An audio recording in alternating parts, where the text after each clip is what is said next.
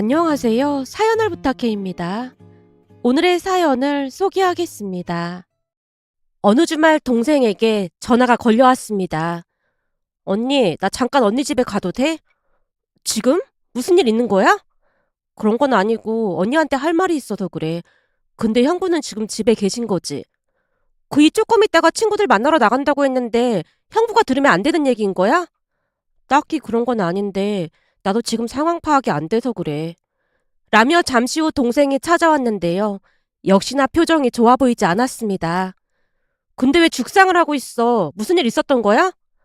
사실은 며칠 전에 남자친구 막내 동생이 무지개 다리를 건너서 장례식장에 다녀왔거든? 뭐?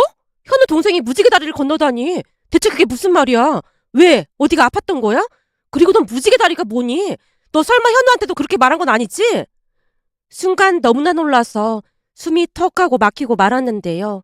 병소 사리를 분별할 줄 아는 동생 입에서 너무나 황당한 말이 터져나왔기에 정신이 혼미하기까지 했습니다. 아무리 생각해봐도 무지개 다리를 건넜다는 말을 하는 건 잘못됐다는 생각이 들었으니까요. 제가 동생을 다그치고 있자 동생이 손을 내저으며 대답했습니다. 저기 그게 현우 씨네 집에서는 막내 동생이라고 부르긴 하는데 무지개 다리를 건넌 게 사람은 아니고 반려동물, 그러니까 강아지야. 뭐? 강아지? 근데 장례식까지 했단 말이야? 어, 요즘은 반려동물을 가족이라고 생각하고 돌잔치부터 장례식까지 다 해주고 그러더라고. 감자가 남자친구 가족들하고 10년 넘게 살았으니까 가족이 맞긴 한 거지. 강아지 이름이 감자인 거야? 하긴 10년 넘게 살았으면 가족이긴 하지. 근데 밑도 끝도 없이 현우 막내 동생이 무지개 다리를 건넜다고 말을 하면 어떡해. 내가 얼마나 놀랐는 줄 알아? 제가 원망스러운 눈빛으로 동생을 바라봤는데요. 동생이 미안한 듯 제게 사과했습니다. 미안해. 현우 씨 가족들이 하도 막내 동생이라고 부르다 보니까 나도 그게 익숙해졌던 것 같아. 그럼 감자가 무지개 다리를 건너서 네 표정도 그런 거야? 어? 아니, 그런 건 아니고 물론 나도 슬펐지. 사귀는 동안 많이는 아니지만 가끔 보긴 했으니까. 근데 문제는 그게 아니고 말이야. 라며 동생이 잠시 말을 멈추고 뜸을 들이고 있었는데요. 동생 표정을 보아하니 무엇인가 문제가 생긴 게 분명해 보였습니다. 평소와는 다르게 표정이 어두워도 너무 어두워 보였으니까요. 왜? 무슨 일인데 그래? 그게 감자가 무지개 다리를 건넜다고 장례식장으로 오라고 하길래 슬프기도 하고 좀 놀랍기도 한 마음으로 장례식장에 갔거든? 사실은 반려동물 장례식은 처음이라 조금 당황스럽기도 했어. 뭘 어떻게 해야 할지 몰랐거든. 그건 당연한 거지. 나도 한 번도 가본 적이 없는걸? 그니깐 우선 장례식장은 장례식장이니까 예의를 갖춰서 어두운 색 옷을 입고 갔거든.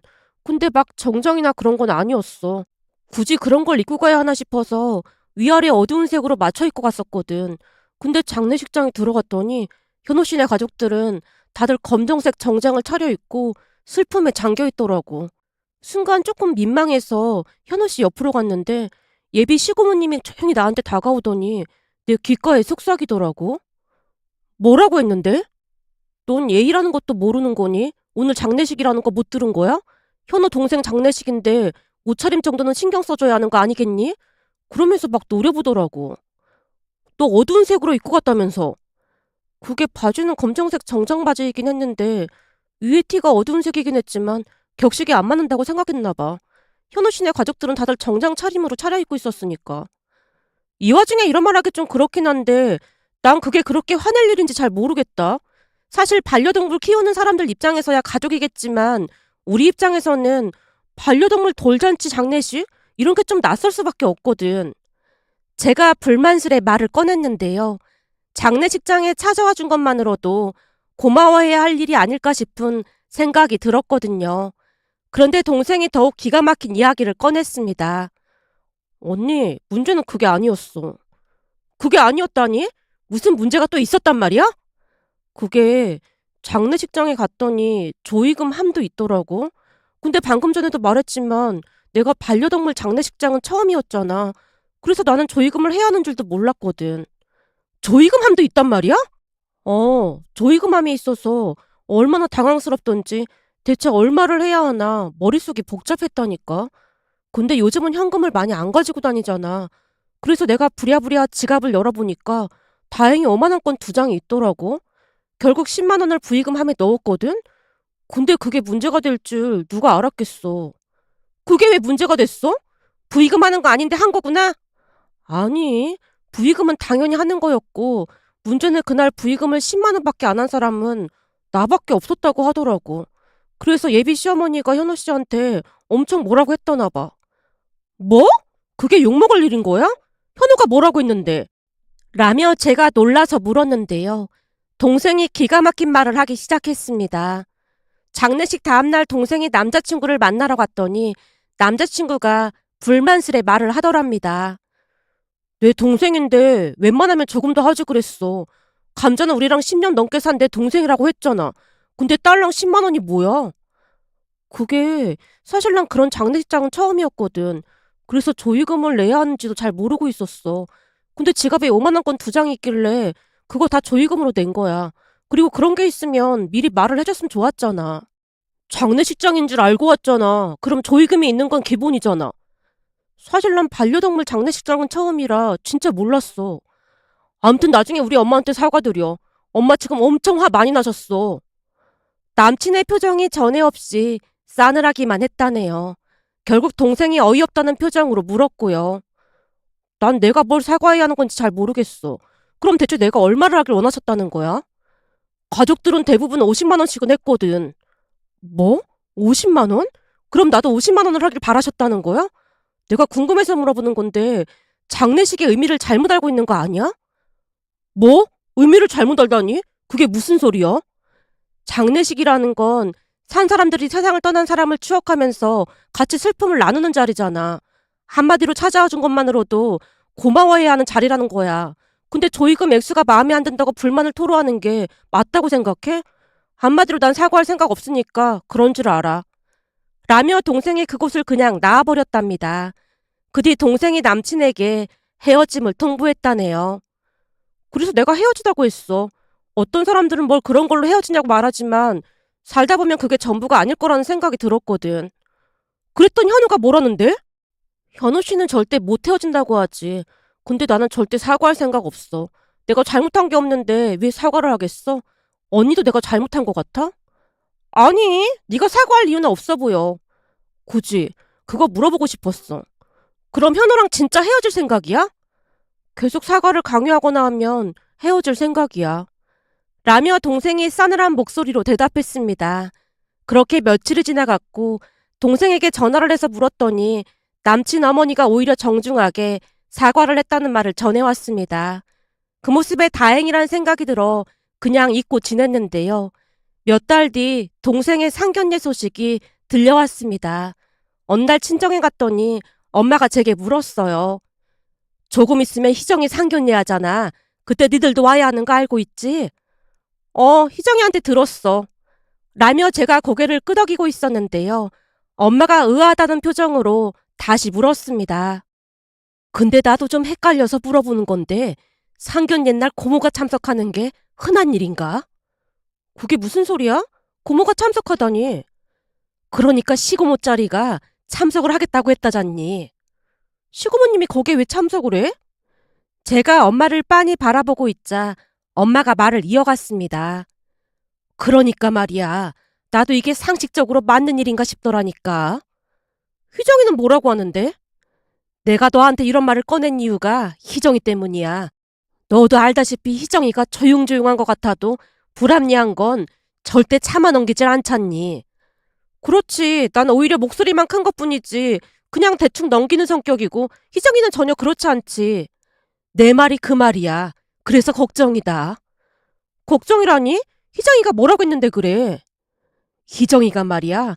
현혼의 시고모도 참석을 한다고 하니까 할머니를 모시고 가겠다고 선포했지 뭐니. 뭐? 할머니를 모시고 간다고? 제가 눈을 동그랗게 뜨고 물었는데요.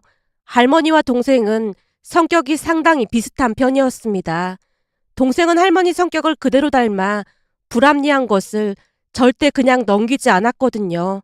한마디로 할머니도 그런 성격이었지만 동생보다 2배는 더 심하다고 할 정도로 잘못된 부분을 정확히 짚고 넘어가시곤 했어요. 물론 엄마는 사리에 밝으셨기에 할머니와 엄마는 사이가 좋은 편이었는데요. 심술이 많고 불만이 많은 작은 엄마와는 상극도 그런 상극이 없었습니다.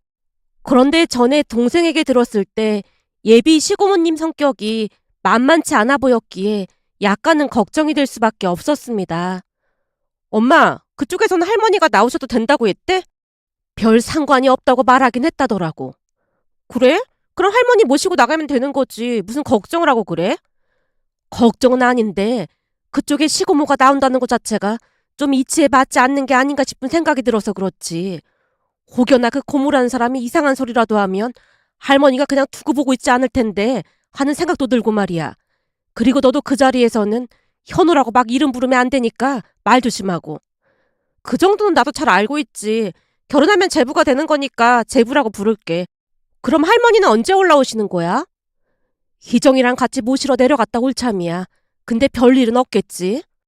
너무 걱정은 하지 마. 할머니가 어떤 분인데 그런 걱정을 해. 난 오히려 할머니가 함께 나가주신다고 하니까 마음이 더 놓이네. 마음이 놓이다니? 당연한 거 아니겠어. 엄마 아빠는 순해도 너무 순해서 그쪽 기에 눌릴 수도 있는데 할머니는 절대 기에 눌릴 뿐이 아니거든. 엄마도 알다시피 할머니한테 뿜어져 나오는 그 기가 어마어마하잖아. 그러니까 오히려 잘 됐다고 생각해. 라며 엄마를 안심시켰는데요. 우리 할머니는 대학까지 나오셨다고 했습니다. 할아버지가 돌아가신 뒤 부모님이 모시고 올라오려고 했지만 할머니가 단호한 목소리로 말했어요. 같이 살다 보면 이래저래 불편한 게 보이기 마련인 게야. 아직은 혼자 살만하니까 신경 쓸 필요 없다. 나중에 거동이 불편해지거나 문제가 생기면 그때 다시 얘기하자꾸나. 니들 이모랑 같이 사는데 나만 갈 순 없는 노릇 아니겠니? 라며 경기도 외곽에서 이모 할머니와 함께 지내셨습니다.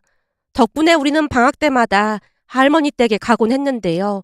할머니가 피아노도 쳐주시고 책도 읽어주시던 기억이 아직도 생생하답니다. 특히나 동생은 얼굴과 성격까지 할머니를 그대로 빼닮았다 보니 할머니가 동생을 참 많이 예뻐했습니다. 그렇게 시간이 지나 상견례 날이 되었습니다. 할머니는 한복을 단아하게 차려입으셨고 우리는 깔끔한 정장 차림으로 상견례 장소로 갔는데요. 10분 일찍 도착을 했음에도 예비 제부 가족들이 먼저 와 있었고 부모님이 반갑게 인사를 건넸지만 동생의 예비 시어머니와 고모가 고개만 까딱할 뿐이었어요.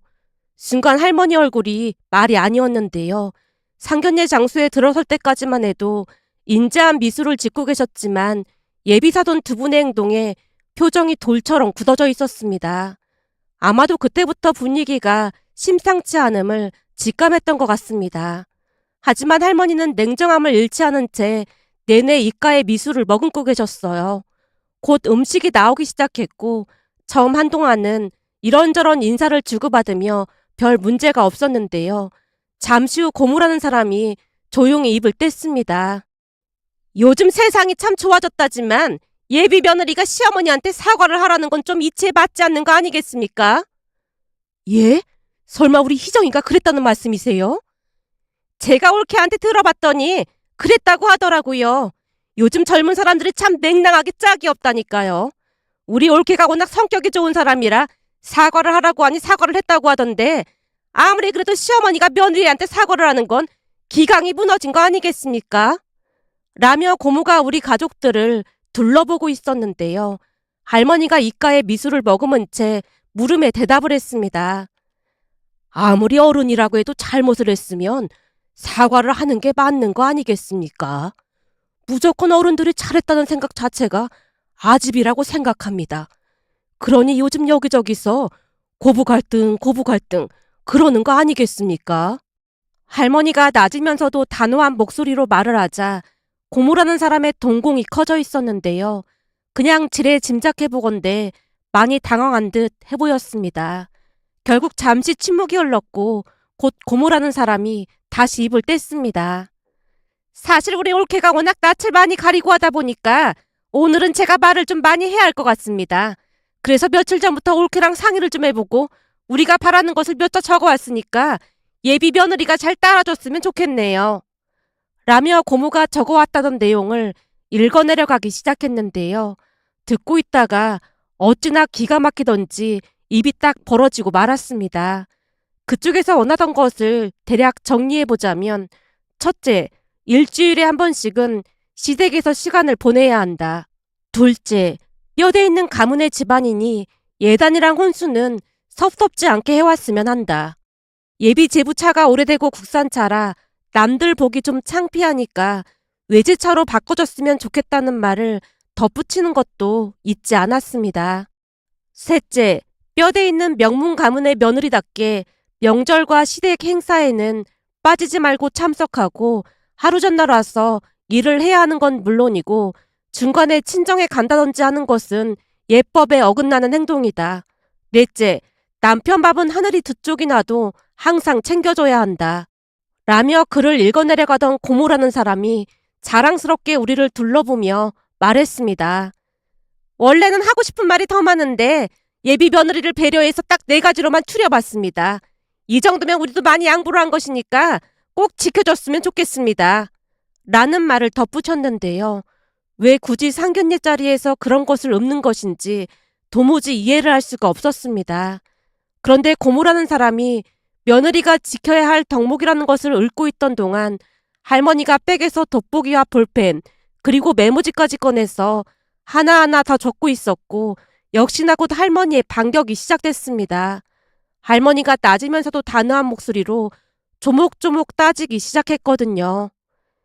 제가 지금 예비 사돈이 하는 말을 하나도 빼놓지 않고 다 적었습니다만 듣다 보니 뼈대 있는 명문가라는 말을 계속 사용하시던데 그 뼈대 있는 명문가 예법에는 인사하는 법도 제대로 안 가르쳐줬나 봅니다. 인사요? 그게 무슨 말씀이세요? 아까 우리가 들어오면서 보니까 예비 사돈이 우리한테 고개만 까딱하던데 그게 뼈대 있는 명문가에서 하는 인사인가 봅니다. 우리가 언제 고개만 까딱했다는 겁니까? 제가 두 눈으로 똑바로 봤는데 그렇게 우겨대시면 안 되죠. 예비 손주 사이도 내 말이 틀렸다고 생각하는가? 라며 할머니가 예비제부를 뚫어져라 바라봤고 예비제부가 안절부절 못한 채 대답했습니다. 네? 그게 그렇긴 한 것 같은데. 들으셨지요? 댁내 아드님이 그리 얘기하는데도 계속 우기시렵니까? 할머니의 일침에 이번에는 예비 사돈 어르신 두 분이 안절부절 어찌할 바를 몰라 했는데요. 할머니가 계속해서 말을 이어가셨어요. 그럼 예비 사돈 말씀에 대해 제가 말을 좀 해보겠습니다. 제 취미가 글을 쓰는 것이다 보니 메모가 습관이 됐습니다. 그러다 보니 제가 한마디도 빼놓지 않고 적었으니 맞는지 잘 들어봐 주세요. 우선 일주일에 한 번씩 시댁에서 시간을 보내야 한다. 맞지요? 그럼 이쯤에서 제가 예비 손주 사이 누님한테 물어보고 싶은 게 있는데 누님은 결혼을 하신 거죠? 라는 할머니 물음에 예비 제부 누나가 눈치를 보며 고개를 끄덕였는데요. 결혼을 하셨다니 예를 들기 좋겠네요. 그럼 혹시 누님은 일주일에 한 번씩 시댁에서 시간을 보내고 계신가요? 그리고 명절에는 친정에도 가지 않고 전날부터 시댁에 가서 종일 시댁에만 머무르는지요? 아니요, 그런 건 아닌데 엄마랑 고모는 대체 왜 이상한 말을 하고 난리야? 결국 예비 제부 누나가 두 사람에게 발끈했는데요. 대체 따님도 안 하는 걸 왜 며느리한테 그걸 강요하는 겁니까? 그게 뼈대 있는 집안이 하는 예법이라는 건가요? 할머니의 일침에 두 사람이 아무 말도 못하고 있었는데 할머니가 다시 말을 이어갔습니다. 그리고 예단이나 혼수를 섭섭지 않게 해오라고 하셨는데 그럼 집은 예비 손주 사이가 마련해 오는 건가요? 아니 집이 한두 푼도 아닌데 집을 어떻게 마련합니까? 그럼 그것도 말이 앞뒤가 맞질 않네요. 예단이랑 혼수를 준비하라는 말은 집이 준비가 된 뒤에 말씀을 하셔야 하는 게 아닐까요? 둘이 버른 걸로 집은 한다고 했으니까 그건 알아서 하지 않겠어요? 그럼 결국 집을 해오는 것도 아니고 우리 희정이랑 예비 손주 사이가 모은 돈을 합해서 집을 구한다는 말인 거네요. 그렇죠. 집값이 어마어마하게 비싼데 그 비싼 집을 어떻게 준비하겠어요? 말 한번 잘하셨습니다. 집도 둘이 알아서 구할 거고. 아니죠. 우리 희정이한테 듣자 하니 우리 희정이가 더 많이 보탤 거라고 하던데 대체 예단이랑 혼수 얘기를 어떻게 꺼낼 수가 있는 겁니까? 이런 경우에는 오히려 미안해서라도 말을 못 꺼내는 게 맞는 거 아니겠습니까? 그리고 사돈 말씀처럼 외제차가 한두 푼 하는 것도 아닌데 예단이랑 혼수도 섭섭지 않게 하고 외제차를 사오라니요. 다시 한번 말씀드리지만 집을 해오면 우리도 그 예단이랑 혼수 다 맞추겠습니다. 라는 할머니 말에 예비사돈 가족들 얼굴이 새하얗게 질려 있었는데요. 하나하나 조목조목 짚어가면서 깐깐하게 따지자 그제서야 상황 파악이 된 모양으로 고개를 떨구고 있었습니다. 하지만 할머니는 마지막까지 짚고 넘어가셨어요. 그리고 마지막으로 하늘이 두 쪽이 나도 남편 밥을 챙겨주라 하셨는데 둘이 맞벌이를 할 예정이고 우리 희정이가 월급도 더 많다고 들었습니다. 근데 지금이 조선시대도 아니고 대체 왜 그래야 하는 거죠? 뼈대 있는 가문이라고 하셨으니까 잘 아시겠지만 조선시대에도 이렇게는 안 했습니다. 조선시대에는 집안일을 해주거나 밥을 해주는 사람을 따로 뒀기에 안방 마님이라는 사람들은 옆에서 챙기기만 했지 않습니까? 그러니 아드님 밥이 그리도 신경 쓰이시면 뼈대 있는 가문으로서 가사 도우미분을 보내주시는 게 맞다고 생각합니다. 그래 주실 거죠? 그럼 희정이 너는 집안의 안방 마님으로서 남편 밥상에 부족함이 없는지 잘 확인해야 할 게야. 알겠니? 라는 할머니 말에 동생이 옅은 미소를 지으며 고개를 끄덕였는데요. 동생뿐만 아니라 가족들 모두 결혼이 물 건너갔음을 확신했습니다. 결국 동생이 자리에서 일어나며 또박또박 말을 꺼냈어요. 할머니, 엄마, 아빠, 언니, 형부 그만 일어나시죠. 그만 가봐요. 희정아, 그게 무슨 소리야? 예비제부가 여전히 상황을 파악 못한 채 동생을 불렀는데요. 무슨 소리는 무슨 소리겠어. 우리 결혼 물 건너갔다는 말인 거지. 그리고 이미 끝난 마당이니까 한마디만 더 드리자면 그때 감자 장례식장에서 제가 조의금으로 10만 원 낸 것 때문에 제게 앙심을 품고 이러시는 것 같은데 참 대단하시네요. 사실 그때 헤어졌어야 했는데 가족들 얼굴을 못 보겠네요. 암튼 그쪽 집안이랑 잘 맞는 뼈대 있는 집안의 며느리 보시길 바랄게요. 우리는 그만 가요. 동생 말에 가족들 모두 자리에서 일어났는데요.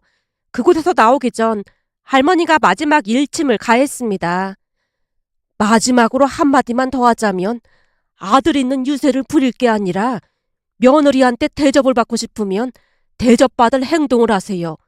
그게 세상 이치 아니겠습니까? 라는 말을 끝으로 그곳을 나왔는데요. 잠시 후 안쪽에서 그쪽 가족들이 다투는 소리가 들려왔습니다. 동생 남친 아버지가 눈이 떠내려가라 소리를 질렀고 동생 남친과 누나도 정신이 나갔다는 둥 소리를 지르면서 서로 말다툼을 하고 있었으니까요. 사실 동생 남친은 모아놓은 돈도 얼마 없었기에 동생이 돈을 더 보태야 했지만 동생은 그 부분에 대해 아무런 불만을 제기한 적이 없었는데요. 상견례 자리에서 그런 말도 안 되는 말을 하는 모습에 큰 충격을 받은 듯해 보였습니다. 그 뒤 동생 남친이 울고불고 빌어댔지만 동생 마음은 확고했기에 둘은 헤어졌습니다. 그렇게 시간이 지나갔고 며칠 전 신우이와 식사를 하던 중 신우이가 말했어요. 우리 시댁에서 키우던 강아지가 얼마 전에 무지개 다리를 건넜거든요. 그래서 가족끼리 조용히 장례를 치러줬는데 가족들이 진짜 예뻐하던 강아지라 저도 많이 슬프더라고요. 혹시나 부의금도 받고 그랬어요? 네? 부의금이요? 무슨 부의금을 받아요? 그냥 가족들끼리 슬픔을 나눈 거죠. 우리 어머님 마음이 많이 어리신 분이라 한동안 힘들어하실 것 같아서 당분간은 아들딸 데리고 자주 찾아뵈려고요. 라는 신우이의 말에 예전 일들이 주마등처럼 스쳐 지나갔는데요. 동생의 전 남친 가족들과는 달라도 너무나 다르다는 생각이 들어 이런 사연도 있을까 싶어 이렇게 글 남겨봅니다. 오늘의 사연은 여기까지였습니다. 즐겁게 보셨다면 구독, 좋아요 부탁드립니다. 고맙습니다.